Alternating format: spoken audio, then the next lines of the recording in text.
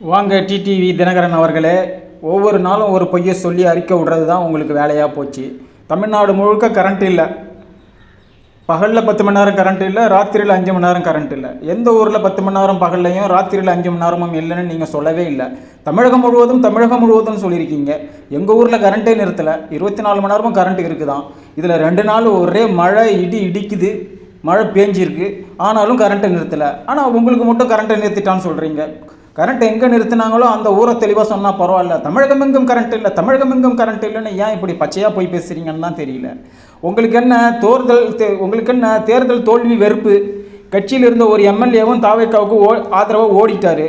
அதனால் வெறுப்பு, கடுப்பு, காழ்ப்புணர்ச்சி. அதனால் தாவேக்காவை பற்றி தப்பு தினமும் ஒரு அறிக்கை விட்ட வண்ணமே இருக்கீங்க. உங்களுக்கு வேறு வேலை இல்லை. உங்கள் கட்சியை கலைச்சிருங்கனாலும் அதையும் கலைக்க மாட்டீங்க. கட்சியில் யாருமே இல்லை, நீங்கள் மட்டும்தான் இருக்கீங்க. எதுக்கு அந்த கட்சியை வச்சுருக்கீங்கன்னு தெரில. ஆனாலும் மீட்டிங் போட்டு இந்த மாதிரி சொல்லிக்கிட்டே இருக்கீங்க. நீங்கள் இப்படிலாம் போய் பேசுகிறதுக்கு உங்கள் வாயில் கேன்சர் தான் வரும். இனிமேலாவது தயவு செஞ்சு பொய் பேசாமல் உள்ளதை உள்ளபடி சொல்லுங்கள். நீங்களாம் என்ன ஒரு தலைவர், அசிங்கமாக இருக்குது. மக்களே, இவர் பொய் சொல்கிறாரு, நம்பாதீங்க.